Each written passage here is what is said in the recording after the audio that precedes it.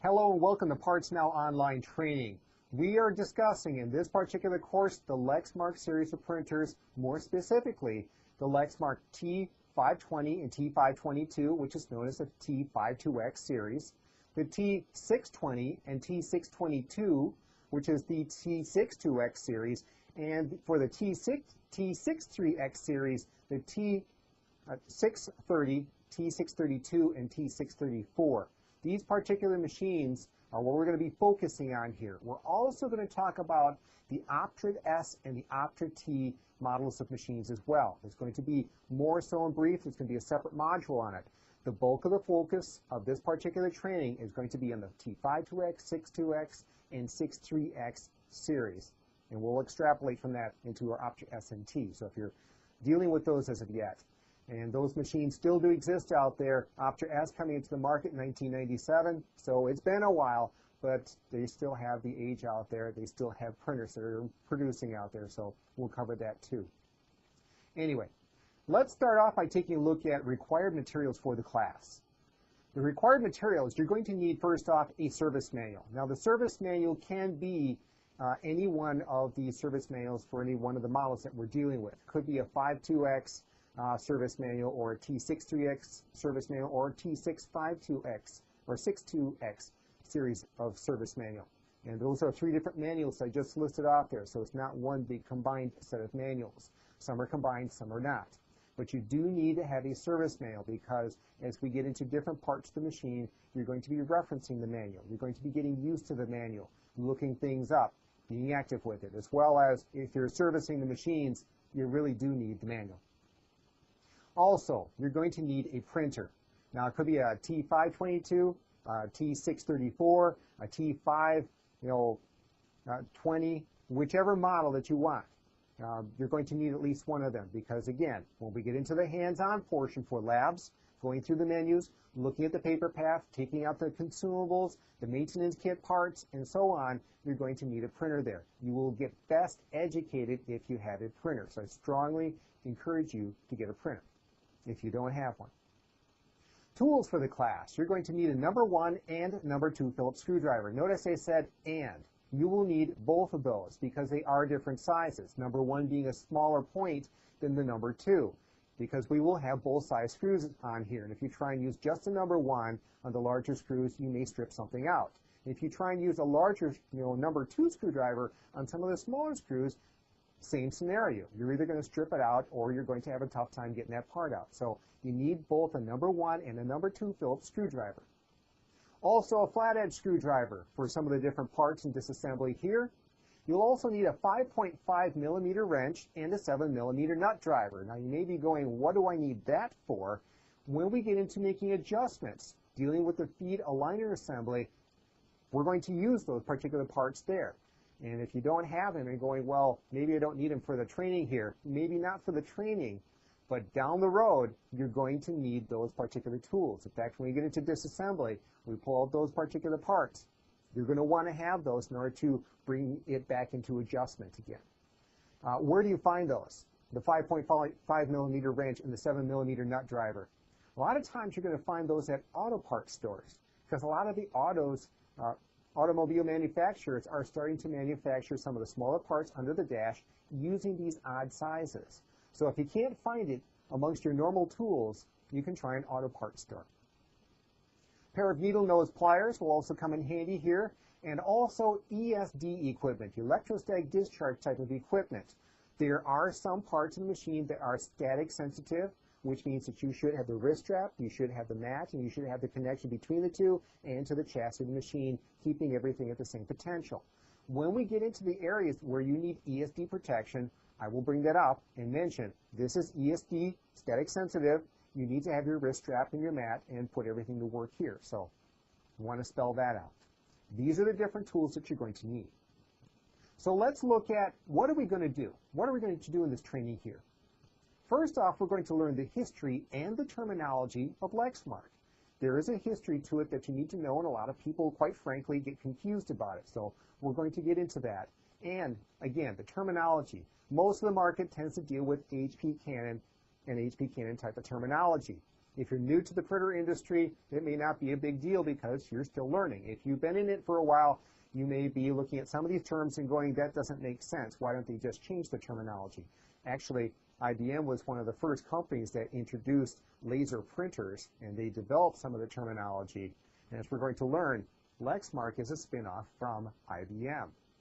But since HP has most of the market, Canon has most of the market, we tend to use that terminology. So we'll talk about the terminology there. We're going to get to know the models and the features of the printers, get more familiarized with them. This is going to be important, especially some of the information I'm going to give you that's going to help you with the parts lookup and troubleshooting. We're going to come to understand the distinct aspects of image formation. It is different image formation-wise in some areas than the HP Canon method that you may have that you would have learned from originally for image formation. We're going to talk about those differences, voltage differences, some mechanical differences as well. So we'll come to understand how Lexmark creates that image different from how HP Canon does it.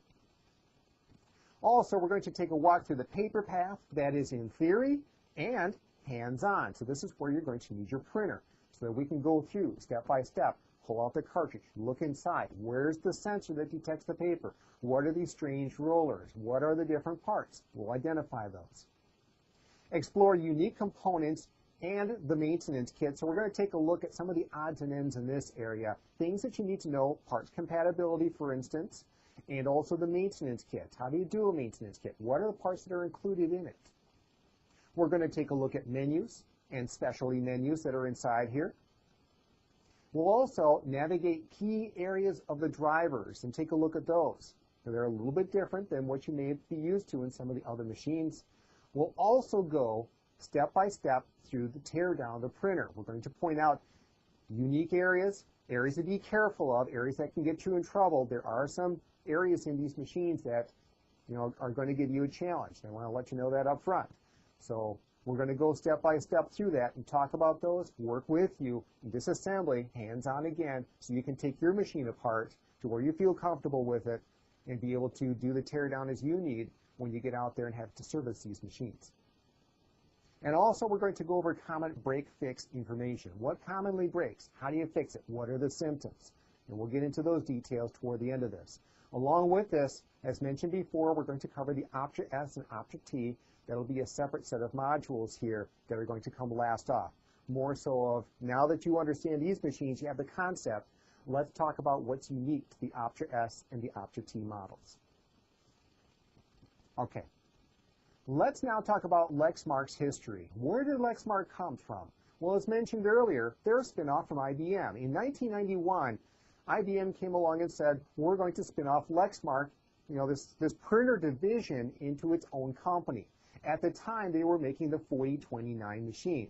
There was a 4019 desktop module, or desktop printer, then the 4029 desktop printer, which evolved into the 4039, 4049, and then so on, as we'll be seeing here.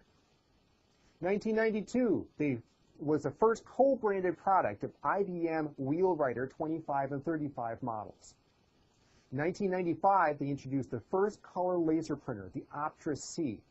So as they were developing over time, and in 95 as well, they also became a public company. They became their own company, on the exchange out there, trading shares out there as their own individual company. IBM still holds some of the different shares. At this point in time, they still hold a certain amount of shares, thus a certain amount of control of the company, but it's a minimal amount. Then it's not a controlling, 50% share of the company. They are their own company at this point in time.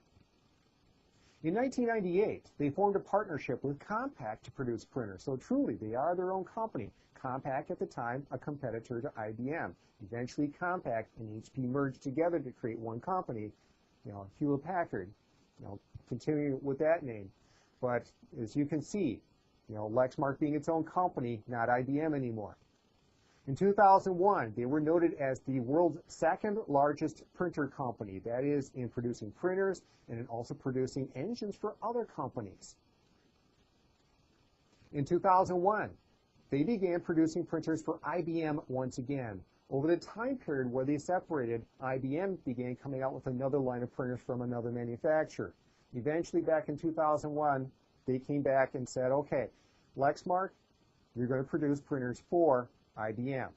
And IBM's, happy with that, producing the printers for IBM. So a lot of times when you get an IBM InfoPrint type of printer, most of those IBM printers there are actually Lexmark engines, in which case there's actually a lot of parts interchangeability. Okay. In 2002, Lexmark formed a strategic alliance with Dell to produce Dell inkjets, lasers, and MFP printers, that is multifunction printers, copy, scan, print type of printers is what MFPs do. So truly, they are their own company. They're actually working with competitors to IBM in producing different products. So this is kind of where Lexmark came from. It used to be IBM, spun off into their own company, had to stand on their own two legs, and developed into a formidable company at this point in time. Okay. Let's talk about some of the different models. So this is the model outline. And we're picking up with the 4059 series. Now, as I mentioned earlier, they started off when it was still IBM. They had the 4019, then the 4029, which developed into the 4039, then the 4049, known as the Optra series. And then we're picking up with the 4059, which is the Optra S series. That was introduced in May of 1997. Now, the reason I want to pick up with the Optra S series and move forward is because those machines are still out in the market. They're getting rather old. The 4049s before that, the Optra series, you're not seeing very much of that anymore out there. You're still seeing it, but not as strong anymore. It's basically at the end of life.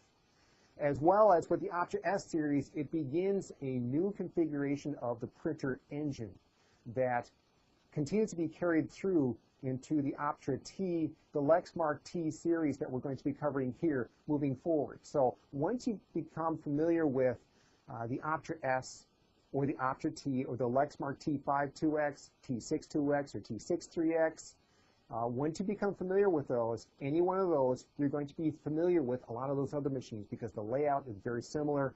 The way that the machines work tends to be very similar too. So that they've got a good successful model for moving paper through the path, how the machines work, and they've continued to use that over the years, going back to the Optra S 4049. 4069 was introduced with the Optra T in September of 1999. Modifications from our Optra S, a little bit faster, a little bit better, improving upon the models, making a better machine. And then we had the 4520 series, which is the T520, T522, and that was introduced in June of 2001, and that's my T52X series. 4069 series, which is my T620, T622, June 2001. So they were introduced at the same time. And these two together were a replacement for the old Optra T series, that is the old 4069 series. Notice, though, that the Optra T is a 4069 engine. And then we also have our T620, T622 listed on the bottom there, which is also still 4069 engine. A lot of part similarities there, a lot of similarities between the different machines there. And what we also have here for the current model listed in this particular series of training that we're doing is the 4060 series, which is the T630, which covers the T630, T632, and T634, as we'll be seeing here shortly. And those were introduced in May of 2003. The machines that we're going to be focusing on here are going to be, as you see outlined in this red box, the T520, 522, 620, 622, and the T630, 632, and 634. So let's get a little bit more specific into engine types, because this is going to be important here. As you can see, we've got the T520 and T522, and as mentioned earlier, their engine type is the 4520. With the 4520 being the engine type here, we also have the -210 being at the end there. And with the -210 being at the end there, what that's pertaining to is the variation of that engine versus the T522, which is -001. Well, why is this important? This is going to be important once you get into trying to find parts, more particular, out of the service manual. Because there's going to be certain parts that you're going to come across, such as the engine controller or the power supply, sometimes the fuser, where it's going to say, for instance, fusing assembly, -001, and then fuser, another part, -210. Well, which one do you use? It's not going to say T520 fuser, T522 fuser. And just by chance, in actuality here, the T520 and T522 fuser are the same fuser. But I'm breaking out the scenario to give you an idea here, because you will come across this scenario once we get into the T630, where the T630 and the T632 are the same fuser. The T634 is a separate fuser.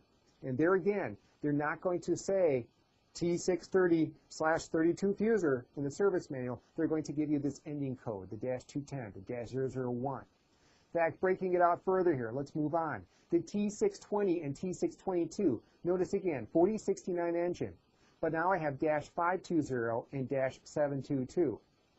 So again, if we're looking for those different parts in the service manual, I may come across one particular part.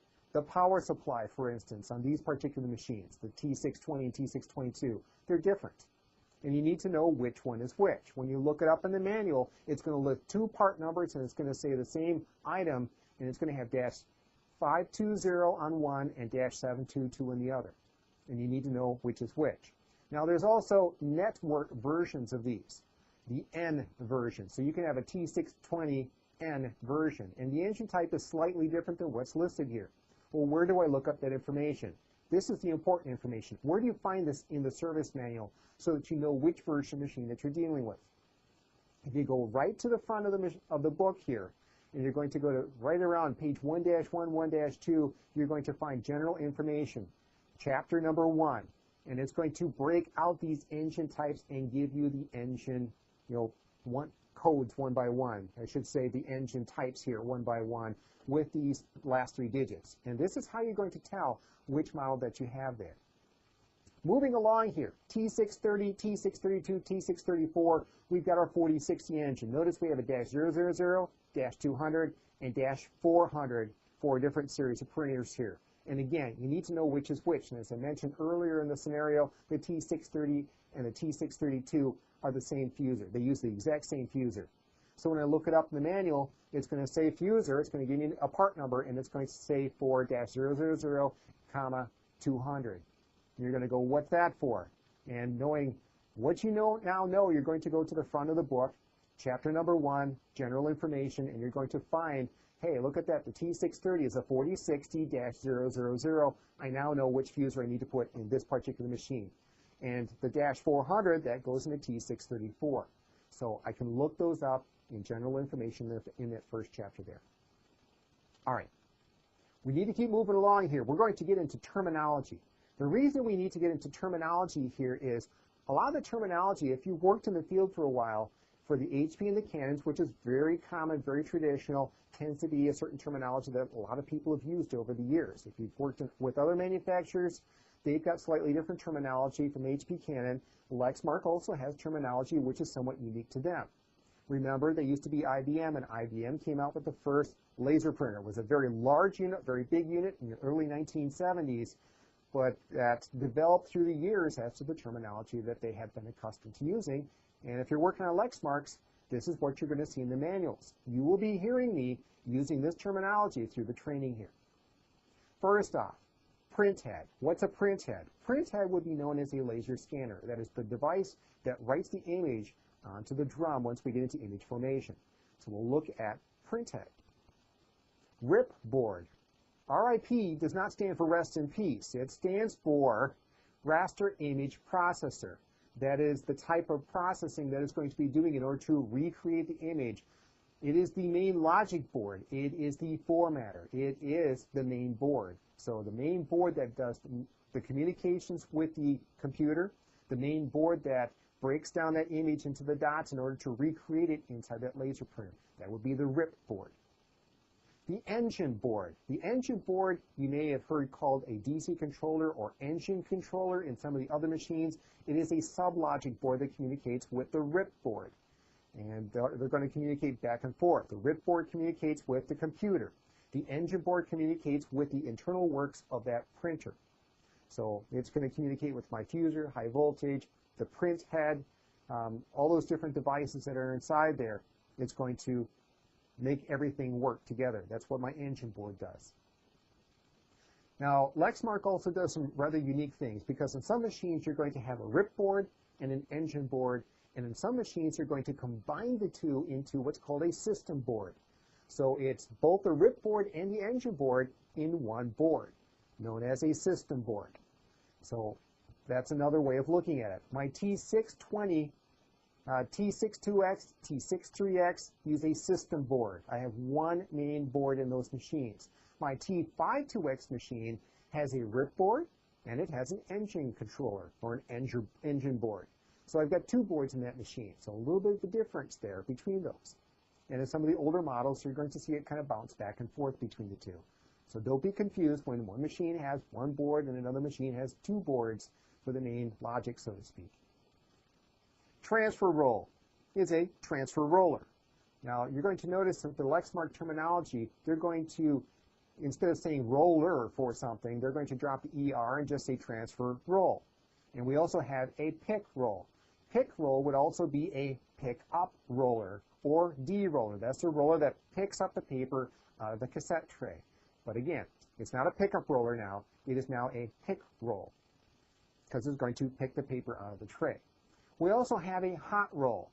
The hot roll, in this terminology, is the upper fuser roller. So once we get into the fusing assembly, we have an upper fuser roller with a lamp through it, and it's creating the heat that's needed to melt the toner particles into the fibers of the paper, and that is known as the hot roll because it gets hot. And this goes back again through the history, back to the early 1970s when they named a lot of these parts. That carries through over the years. We also have the backup roll. The backup roller is the lower fuser roller, lower pressure roller, also known as the LFR for short, sometimes called an LPR.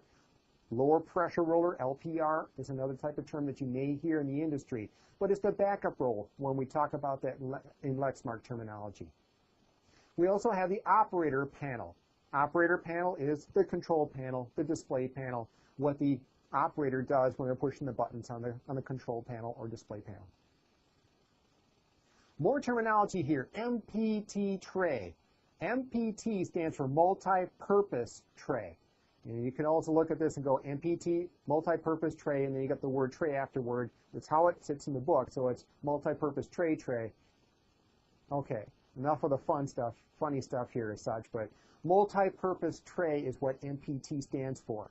And in Lexmark's world of looking at things, tray number 1 is going to be your cassette tray down below at the bottom. It is not your multifunction or multi-purpose tray. That is the MPT tray and how it will be referenced in the machine. Redrive assembly. The redrive assembly is the delivery assembly. It's what delivers the paper out across the top half of the machine. So that's the redrive assembly. We also have D-tack fingers. This is a part of the fusing assembly, along with our hot roll and our backup roll. The D-tack fingers ride up against the hot roll in order to help separate the paper so it doesn't wrap around that hot roll there. They're going to sit there and help to pick off that paper and detach it from that upper fuser roller, as I want to call it, that hot roll, and allow to deliver outside the back of the fusing assembly there. Common terms for that, for D-tack fingers, the separation claws, picker fingers, common terms, a part of the fusing assembly is kind of what they are. Charge roll assembly. The charge roll assembly is also known as the conditioning roller, which is normally located inside a toner cartridge. Notice I say here on some models. Lexmark, for the most part, on these machines that we're covering, have broken out the charge roller to be a separate component.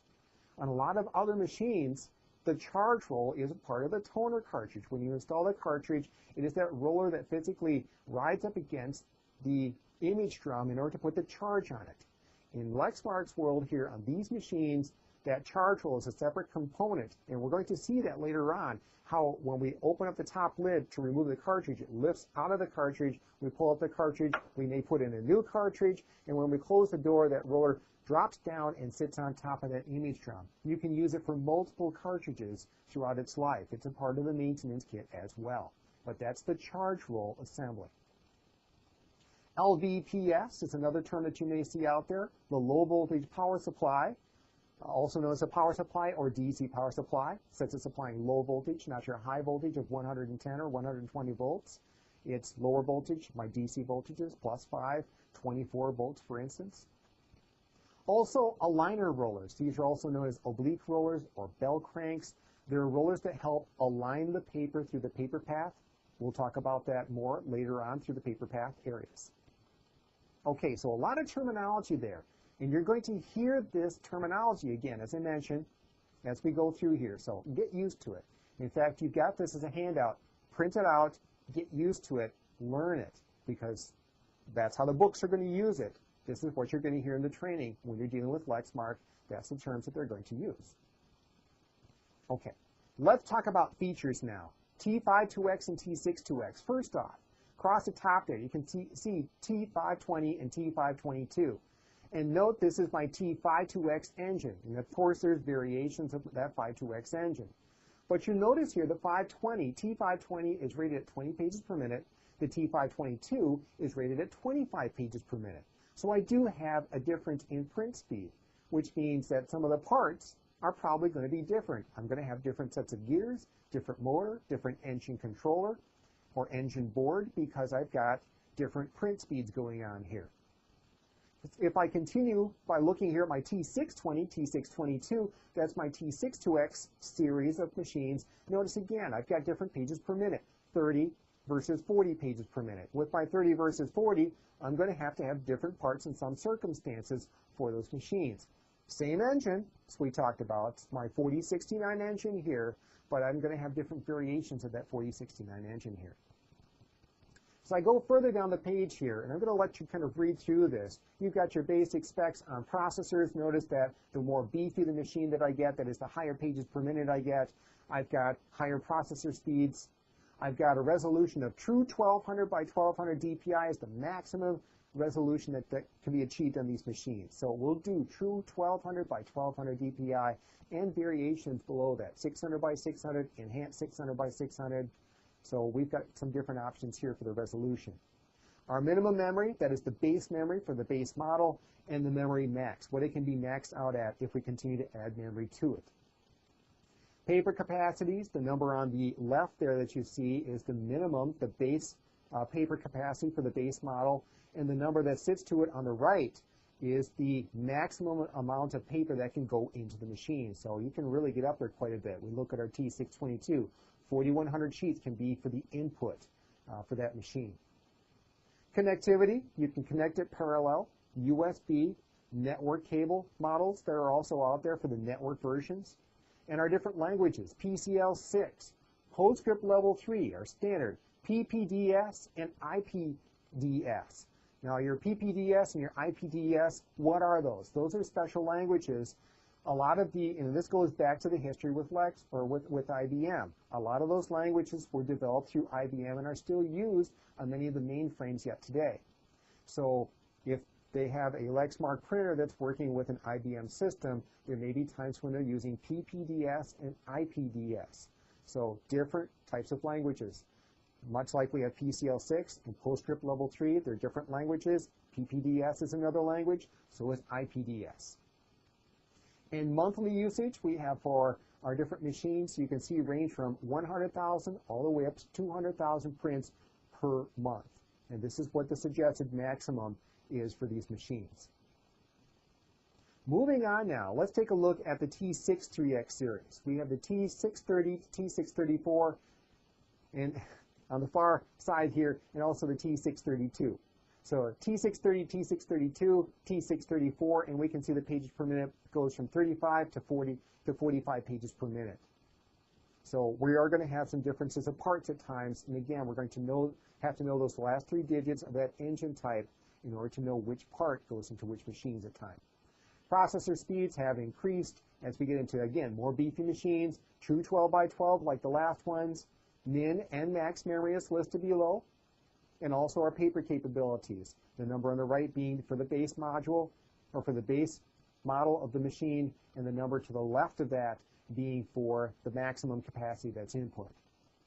Here again, we have connectivity of parallel, USB, and network-capable models. The N versions will have network cards for them.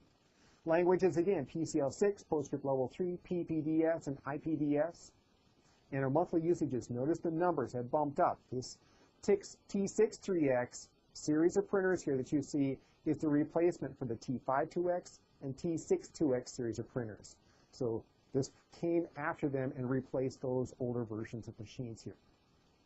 Okay, so general features that we've covered there.